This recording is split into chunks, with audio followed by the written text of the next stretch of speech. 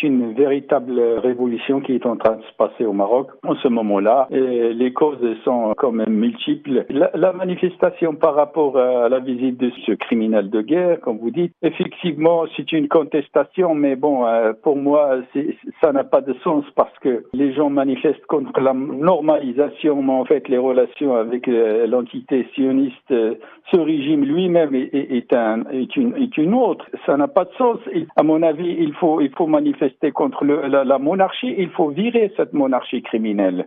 C'est ça la solution, parce que qui c'est qui gouverne déjà le pays si ce n'est que le conseiller du prédateur Azoulay, donc entre autres.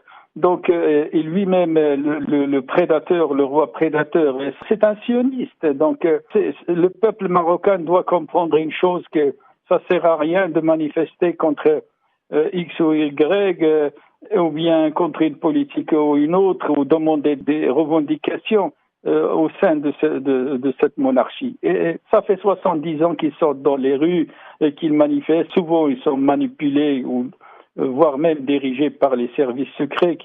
Moi, j'ai des doutes que cette manifestation elle-même est une manœuvre politique du régime pour dévier la colère du peuple vers la normalisation. Mais en réalité, la manifestation ou la colère doit être dirigée contre le palais et rien que le palais, parce que c'est la source de tous les problèmes du Marocain. Il faut virer cette monarchie. C'est terminé. C'est ça ce que je pense, c'est ma lecture des choses. Justement, il est devenu un danger il a toujours été un danger, la monarchie. Il a été en collaboration, Hassan II, vous le savez, l'histoire de la Mossad, ses relations avec la Mossad et le sommet arabe de 1965, tout ça c'est apparu maintenant quand il espionnait les chefs d'État arabes et tout. Donc on sait tout aujourd'hui. Son fils, entre guillemets, il est pas mieux. Donc la monarchie, ce régime est devenu un danger pour toute la région du nord de l'Afrique.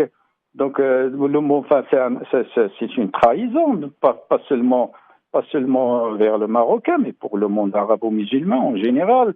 Et c'est un véritable danger pour nos frères et voisins algériens qui sont quand même, quoi qu'on peut dire ou critiquer, ils sont quand même restés quand même fidèles pour la cause palestinienne, voire même les plus fidèles de tous les États arabes.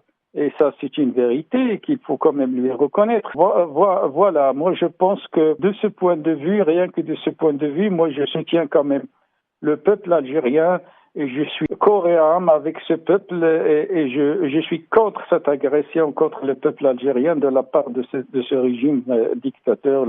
À vrai dire, c'est un collaborateur de l'État, l'entité sioniste. Il faut le virer pour 1000 raisons. Voilà.